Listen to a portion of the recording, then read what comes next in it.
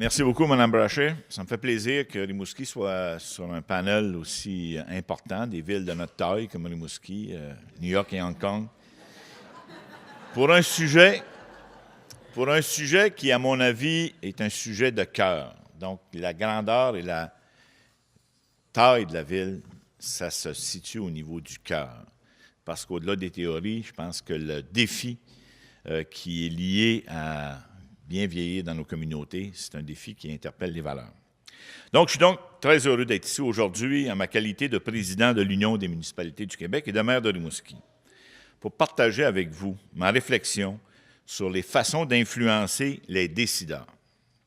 La ville de Rimouski était une des villes pilotes du projet MADA au Québec.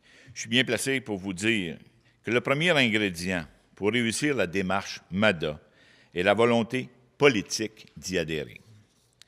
À titre de maire de Rimouski et de citoyen, j'y croyais profondément et cette démarche rejoignait et mes valeurs personnelles, donc on s'y embarque avec plus d'enthousiasme. Le deuxième ingrédient, la volonté du milieu et notamment les principaux concernés, dans ce cas-ci, les aînés. Troisième ingrédient, la volonté de travailler ensemble. Et comme quatrième ingrédient, c'est peut-être celui qui, à mon avis, à mon point de vue, a le plus d'importance. L'élu municipal a la responsabilité d'équilibrer les représentations qu'on reçoit d'ONG ou d'associations avec les préoccupations de rejoindre beaucoup de personnes aînées qui sont isolées, qui sont marginalisées, qu'on n'entend pas. De faire un équilibre entre ce qu'on entend de groupes bien organisés. On sait qu'on a des réalités au Québec où chez nous, il y a des retraités qui prennent leur retraite de plus en plus jeunes, qui savent se regrouper, qui ont une carrière professionnelle, qui nous interpellent avec beaucoup de brio et beaucoup de justice. Mais il faut aussi avoir le souci d'entendre, d'écouter, et je pense qu'on a eu des bels exemples tantôt, ceux et celles qu'on ne voit peu ou pas dans nos conseils municipaux.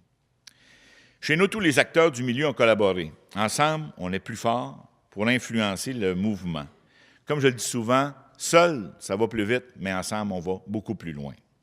Le comité de pilotage qui assure le suivi du programme Municipalité Amis des aînés de la ville de Rimouski a été mis en place en 2008. Ce comité voit ce que le plan d'action destiné aux personnes aînées s'anime, se concrétise au fil des ans. Plusieurs projets ont été réalisés, plusieurs autres sont à venir. Parfois, des gestes modestes qui peuvent faire une grande différence dans la vie de nos aînés. Et je suis content de voir, à titre d'exemple, on a installé chez nous des bancs, parce que Rimouski, c'est sur 3 paliers. Je suis content de voir que New York nous a copié à ce niveau-là et on est heureux de les avoir inspirés. Nous avons aussi développé des parcours santé pour les amis des aînés. Nous avons mis en place une unité locale d'information, une unité de communication destinée aux personnes aînées.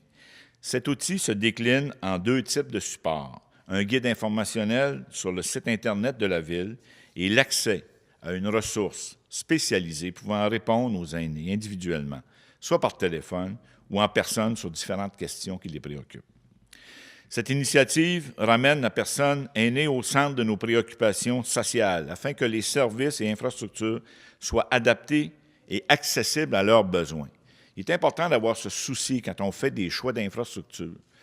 Oui, on peut construire des arénas, on peut construire des équipements spécialisés, mais il faut aussi développer des plateformes, des équipements qui contribuent à une meilleure santé, à l'inclusion, qui ne demandent pas de membership, qui ne demandent pas de réserver une heure de pratique, qui ne demandent pas un costume ou un équipement spécial. Il faut avoir ça dans nos préoccupations.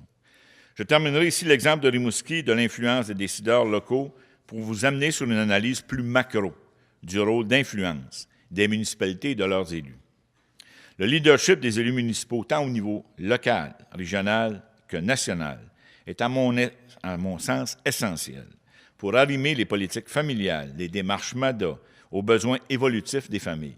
Et s'il y a un exemple qui fait foi que si on n'arrive pas à enraciner dans chacune de nos communautés cette volonté-là, on va manquer le bateau au niveau du défi face aux personnes aînées.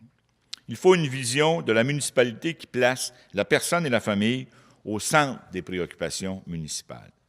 C'est la vision de la municipalité de demain qui est proposée dans le livre blanc municipal intitulé « L'avenir a un lieu », publié par l'Union des municipalités du Québec en novembre 2012.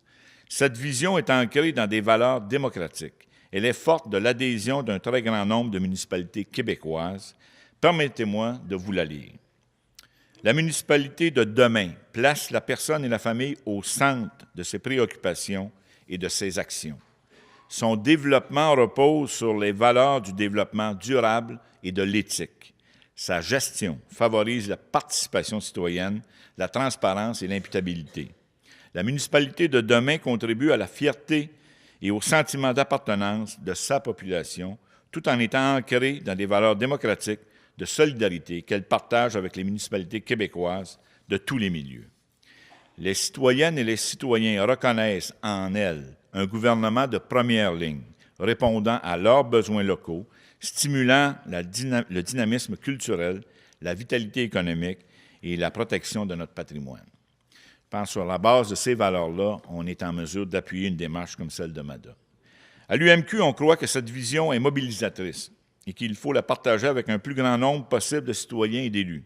Dans le Livre blanc, nous avons identifié des grands enjeux et des défis qui se posent à la municipalité du 21e siècle. Pour assurer le bien-être collectif et pour vivre ensemble dans notre communauté, la municipalité devra tirer son épingle du jeu dans un monde marqué par 4 grands défis. Premièrement, la globalisation, le réchauffement de la planète, le numérique et surtout les changements démographiques. Pour ce faire, la municipalité peut mettre à contribution 4 atouts qui la distinguent. 1, sa proximité avec les citoyennes et citoyens, sa capacité d'intégrer les différentes facettes du développement, sa capacité de réagir rapidement face aux changements et enfin l'influence large et durable que lui procure le levier d'aménagement du territoire porté par les 8000 élus municipaux au Québec qui sont d'autant d'influenceurs ou des leaders d'opinion. Les tendances indiquent à quel point le rôle social des municipalités se retrouve au cœur même des défis de société à venir, notamment quant à la cohésion sociale, la responsabilité environnementale, la santé de nos populations et la prospérité économique et la création de richesses. C'est pourquoi le Livre blanc municipal invite le gouvernement et le milieu municipal à se doter d'une vision commune de l'avenir des municipalités qui reconnaît son rôle moderne et élargi. La cohésion sociale sera dorénavant un défi incontournable en raison d'une diversité croissante, tant générationnelle que culturelle, de la société québécoise. Et on le voit ces jours-ci avec le dépôt hier de la Charte québécoise. Je pense qu'on va avoir de bonnes discussions. Les municipalités doivent s'adapter à la complexité des changements sociaux et faire face aux problématiques comme l'itinérance, les poches de dévitalisation, l'exclusion sociale. C'est des défis qui sont de notre quotidien. Un autre défi est celui de la responsabilité environnementale et de la santé des populations. La municipalité s'avère un acteur de premier plan face à ce virage vers le développement durable. Ces actions ont des répercussions sur la santé publique. Par exemple, en favorisant la mixité des fonctions, la proximité des pistes cyclables et des trottoirs, elle peut réduire significativement des problèmes associés à la sédentarité et contribuer à améliorer la qualité de l'air. La vitalité sociale et la compétitivité économique des municipalités sont tributaires de leur capacité d'attirer et de retenir de nouvelles populations. Le Livre blanc municipal propose de donner aux municipalités une plus grande capacité d'agir pour répondre à ces défis et ces enjeux par la mise en œuvre de 2 idées maîtresses, une charte des municipalités et une réforme de la fiscalité, de l'environnement fiscal. L'objectif est de partager efficacement les responsabilités et les ressources financières entre le gouvernement du Québec et les municipalités et sortir de cette relation infantilisante. Avec la Charte, nous proposons une réorganisation autour du principe de la subsidiarité. On rapproche la décision du citoyen et du coup, on mobilise davantage les citoyens, ce qui rejoint une autre de nos préoccupations, soit la mobilisation citoyenne et le bénévolat. Je conclus en vous disant qu'en renforçant la démocratie locale et sa capacité à répondre efficacement aux besoins locaux, la municipalité de demain incarnera pour ses citoyens un gouvernement de première ligne qui sera encore mieux outillé pour influencer les décisions et répondre aux besoins évolutifs des familles et des aînés. Pour moi, il est clair que le Québec n'a pas de ressources à gaspiller et que son développement doit se faire dans l'exercice des meilleures compétences, dans la convergence des moyens, en s'appuyant sur la démocratie locale. Cette démocratie de proximité, celle qui permet aux citoyens d'influencer le développement et de s'engager à bâtir des communautés où il fait bon vivre.